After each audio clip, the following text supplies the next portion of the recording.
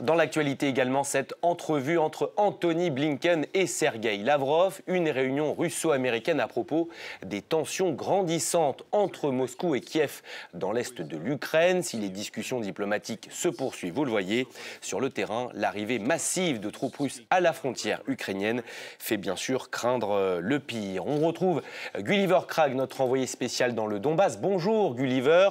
Combat, mouvement de troupes, quelles sont les dernières informations dont vous disposez? Alors, selon le communiqué de l'armée ukrainienne publié ce matin, il y a eu une nuit assez typique pour cette année dans le Donbass, avec des combats à plusieurs endroits de la ligne de front. Pas ici à Avdiivka même, mais à Avdiivka, il y a 2 jours des combats. Et il y avait eu des combats hier à Krasnohorivka, qui n'est pas loin d'ici.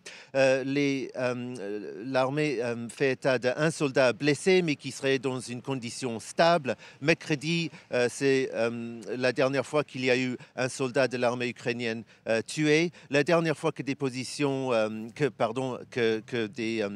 des domiciles, que des endroits civils ici à Avdiivka avaient été touchés, c'était au mois d'août. Gulliver, comment réagissent les Ukrainiens après cette nouvelle escalade avec la Russie?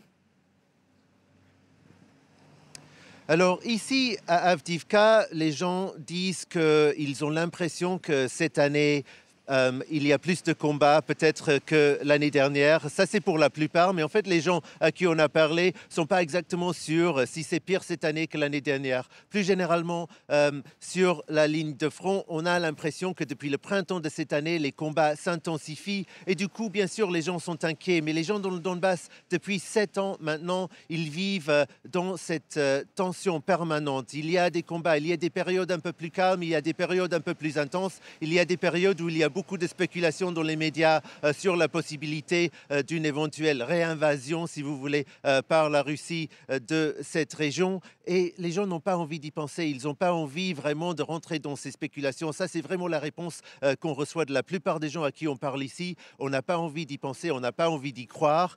Ils aimeraient que tout cela finisse et qu'ils aient de nouveau accès à Donetsk, où beaucoup de gens qui habitent ici ont de la famille, ont des amis et où ils n'ont pas accès pour le moment, mais ils n'ont pas vraiment espoir que cela advienne bientôt, mais on n'a pas l'impression non plus qu'ils vivent vraiment dans la peur que quelque chose de pire arrive bientôt, mais c'est peut-être juste parce qu'ils n'ont plus vraiment la force mentale de s'adresser à cette question que arrivera. C'est la réponse qu'on reçoit de la plupart des personnes à qui on parle.